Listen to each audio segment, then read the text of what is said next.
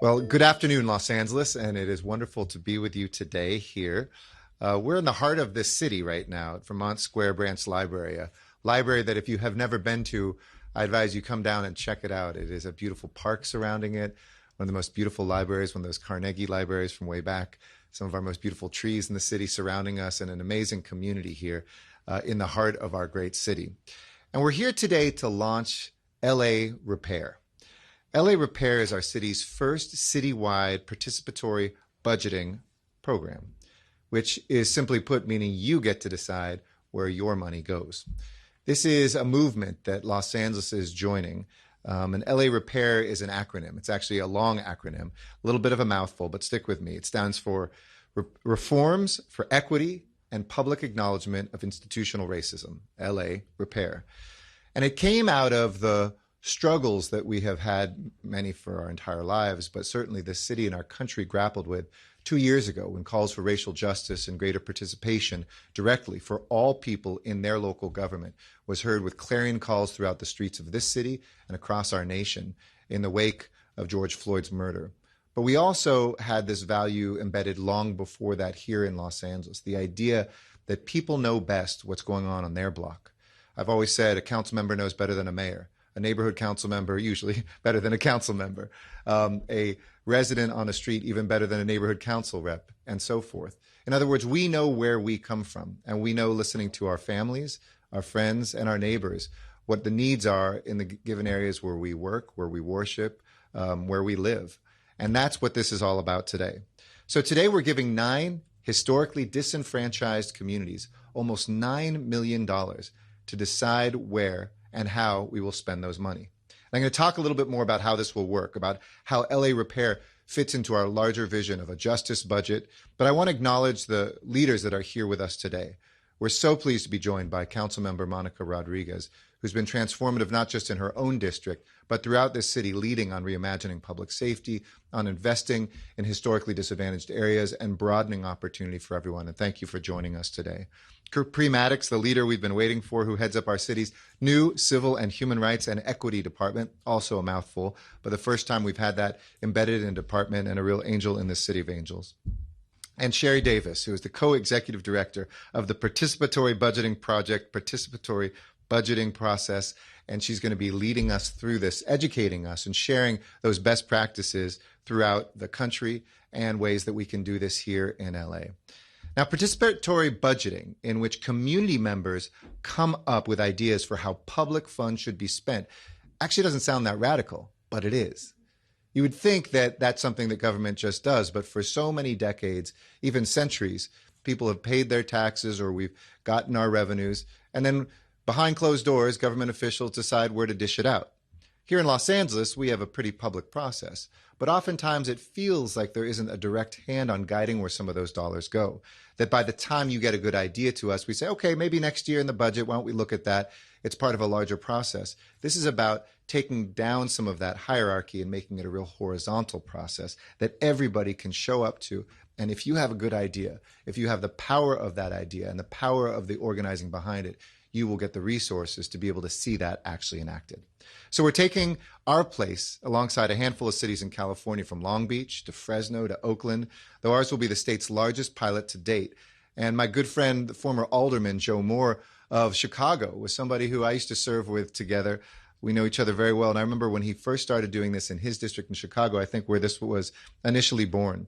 And now we're drawing on a rich history. Over 7,000 cities around the world do this. So it's not just here in America. In fact, in other countries, we've seen deep participatory budgeting going on for a long time. It was first introduced outside the United States in 1989 in Porto Alegre, Brazil. And it helped to reduce child mortality by 20%. In other words, when the government there started listening to the people, we realized there how we could address the greatest needs that they had. And so we're taking those lessons, whether they're from Brazil or from Chicago, whether from down the street in Long Beach or here, and hopefully we'll get some lessons that we can share with others as well. Equity has been an organizing focal point for every city department who has a chief equity officer for the first time, a citywide chief executive officer for the first time in Deputy Mayor Brenda Shockley, who is doing just an amazing job, having 2 different jobs of economic opportunity and equity. And we put it in executive directives and in the work the city council has done legislatively to make sure equity isn't just a fad for a couple of years, but equity becomes the underlying value for the work that we do. We're talking about the legacy of redlining. We're talking about racist covenants, discrimination. We're talking about a city where countrywide, we know that white wealth compared to black wealth is 10 to 1. But here in this city, black wealth and wealth in Mexican heritage families is 1/100th, not 1/10 of white wealth. So we've got our work to do, our work cut out to us. The systematic denial of black Americans for generations, of Native Americans here on unceded Tongva land that we stand on today. The far fewer opportunities, whether it's in education, whether it's in access to capital, or whether it's been in making sure we can get a down payment on a home and more. Now, LA Repair can't solve all of that, but it can take this profound issue and put the power in people's hands to make decisions about what they need. This is about investing, like we've done with other programs we rolled out in last year's justice budget, whether it's mental health vans that roll out instead of somebody with a badge to deal with somebody in mental health crisis, which Monica Rodriguez also helped us so much with, whether it's looking at things like our circle teams, which I was out with just earlier this week, people themselves who have spent time in prison or unhoused, doing the outreach and building relationships with people who are unhoused in our city so that when they roll around, it's a trusted face, they know each other's names, and they can access what they need more quickly. So LA Repair, as I mentioned, is going to be in 9 neighborhoods: Mission Hills, Panorama City, North Hills as one, Southeast LA, and Boyle Heights. Those are the first 3, and then we're going to add 6 more in Arleta, Pacoima, Skid Row, South LA, West Adams, Westlake, and Wilmington Harbor Gateway. These are communities where at least 87% of the people are people of color, and 16% at least of the residents live in poverty. They're places where the unemployment rate is 15% or higher. We can celebrate an unemployment rate that's going down to historic lows when you average it out, but that doesn't mean in neighborhoods that people are all doing well. And where 30% of all households pay half of their half of their income or more on rent. So every step of LA Repair will be community driven. We'll have to wait to see what shape this program takes because we're depending on you to help guide it. It's not coming from us. But I'm confident along with the other efforts we have to guide poverty, whether it's the largest guaranteed basic income program in this nation's history, Big Leap, or the making community college free and raising our minimum wage, which together helped us cut poverty by 27% in this city over the last 8 years, boost Black and brown incomes 44%, 43% respectively, when that was way above the national average. We're moving closer to fulfilling our values and our potential in the City of Angels.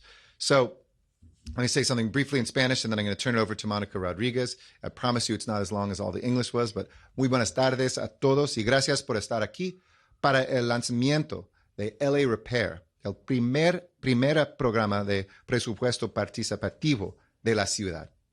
Con este proyecto vamos a darle a 9 comunidades en todas partes de la ciudad el poder de decidir cómo utilizar los $8.5 millones en fondos para programas que beneficiaran directamente a sus comunidades. Y el proyecto LA Repair es parte de nuestro enfoque en la justicia económica y racial y será iniciado en Mission Hills, Panorama City, North Hills, el sureste de Los Ángeles y Boyle Heights, y después agregaremos 6 zonas adicionales que también serán parte de LA Repair. Estas comunidades son por lo menos 87% minorías y el 16% de los residentes viven en la pobreza. Con el programa LA Repair estamos invirtiendo en nuestras familias y comunidades, nuestros vecindarios, con sus ideas, y necesitamos su participación en este programa. Es crítica, pero estamos invirtiendo en una ciudad más justa y equitativa. Now I'd like to ask Capri Maddox to come forward. She's, as I mentioned, our Executive Director of our Civil and Human Rights and Equity Department. And I want to thank her for her leadership and vision. It's her team that will be doing the implementation work of this. They're not the budget department, but they're becoming one, and we appreciate what you're doing. Thanks, Capri. Thank you so much, Mayor Eric Garcetti. It is truly a pleasure to be here, and I want to be very clear that none of this would be possible without your leadership. It is important that we have someone in the mayor's office that actually walks the talk. As far as equity and justice in the city of Los Angeles. So thank you for your leadership. I also want to give a special thanks to Councilwoman Rodriguez that is here today with us. We are so delighted that you're here to support us, and you care about justice and equity and lifting all boats. Rising tide lifts all boats, and you believe in that concept. And so thank you very much. I'd also like to thank the participatory budget project and the co-executive director, Shari Davis. They have brought their service and from supporting communities from Chicago to New York and others around this great nation. And I especially want to give a shout out to Team Civil Rights and the E-Team. They are the equity team. I see a couple hands going up. I really want to tell you, this is the team that's making things happen. We have with us today David Price, who is the leader of equity for the Civil Rights Department, Ronell Hampton, Allison Wilhite, Milo Samuth, as well as Joey Garcia, and the entire city family helped us to lift this work. I want to give a special shout out to the mayor's chief of staff, Andre Hurden, who has led on this project and pushed it from the very beginning. I just can't thank you all for your dedication and service to the city of Los Angeles. I also want to thank our community-based organizations, some of which are here with us today. I see we have Pastor Boyd from First AME Church, the Advancement Project, Trust South LA, Community Center, All People's Community Center, and the Trans Latina Coalition. Today is a very important day because today we change how government works in communities just like this one. LA Repair, participatory budgeting. It seems like, oh, it's a long name, but a simple concept. Give real people real power over real money. And it begins by recognizing that not every community has been served equally. Redlining divided our communities in the 1930s and 40s. We had policies of containment that impacted communities in the 70s and 80s. And as the city grew, some communities were able to get tree canopies while others got freeways and power plants. Structural racism, unfortunately, folks, is real. Even here in the city of Los Angeles. We can see it in the COVID-19 death rates that disproportionately impact Latino and African American communities. We see it in the health of our children, where Black kids are twice as likely to have asthma as compared to their counterparts from the Caucasian community. And internet access to employment.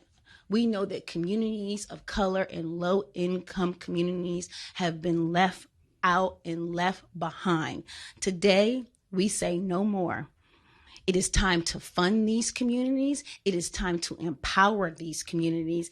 And no one knows the community better than the people who live here. We just heard Mayor Eric Garcetti, as well as Councilwoman Rodriguez, say the same thing. We want to be sure that we have everyday people in these neighborhoods that will decide how this process will work, where these dollars will be spent, and how their communities will be served. And when those ideas are funded and turned into projects, our local community-based organizations will be the ones to implement them. Every step of the way, LA Repair will be made by and for the people of the communities. But to do this, we need your help. Participatory budgeting does not work if we do not have the participation of the community. So if you are over the age of 16 and you live in these communities, Arleta, Pacoima, Mission Hills, Panorama City, North Hills, Westlake, West Adams, Baldwin Village, Leimert Park, Skid Row, Boyle Heights, Southeast Los Angeles, Wilmington, and Harbor Gateway, or right here in the heart of South Los Angeles, represented by Councilmember Kern Price. Sign up to serve on the LA Repair Steering Committee. During 6 to 8 meetings, the steering committee will actually make history. I mean, who can resist an opportunity to make history? You'll shape for the first time the participatory budgeting program for the city of Los Angeles, and I hope it will grow for many years to come. So to learn more, I want you all to get involved. Go to repair.lacity.org or call us at 213-978-1845. Get involved, support your community, and make a difference in LA. Thank you.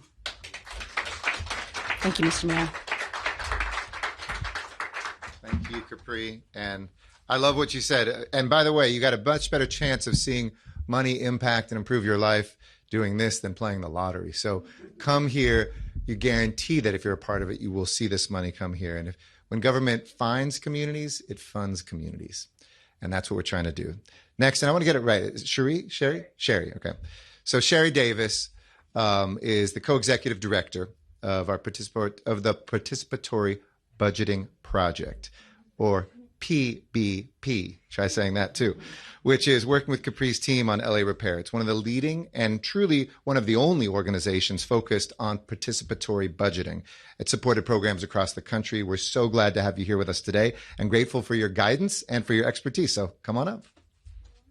Absolutely. Thank you. Appreciate it. Good afternoon, everybody. My name is Sherry Davis, and I serve as the co-executive director at the Participatory Budgeting Project. We do like tongue twisters. It gets easier the more that you say it. It really, truly is an honor to be here with all of you. And at PBP, we're an organization that works with communities to advocate for, implement, and improve participatory budgeting processes. You heard from so many of the speakers before me why all of this is incredibly important. But for us at PBP, we believe in community-led decision-making that is equitable, accessible, and significant. And part of what we mean when we talk about PB and participatory budgeting is a process that is community-led and driven. It is an opportunity for community members to identify solutions, also identify moments of repair, of harm. This is an opportunity for healing to transpire in communities that incredibly need it. And who better to drive those opportunities and specifically healing than the folks that are impacted by the decisions that are made around them? I think it's a huge opportunity for the city of LA to really invest in community-driven solutions that matter to community members. At PBP, what we think about is how this movement is happening all over the country and all over the world. We look at processes like what's happening in the city of Boston, where young people between the ages of 12 and 25 make decisions on over $1 million of the city's budget. They've been doing that since 2014. And just last year, that process is getting much larger. We're talking about a multi-million-dollar PB process that was modeled and built by young people and their engagement. When we talk about building with and for, you can look at examples of participatory budgeting that happen in places like the city of Denver. Here is an example of prioritizing investments in communities that are Black, Indigenous, and people of color led.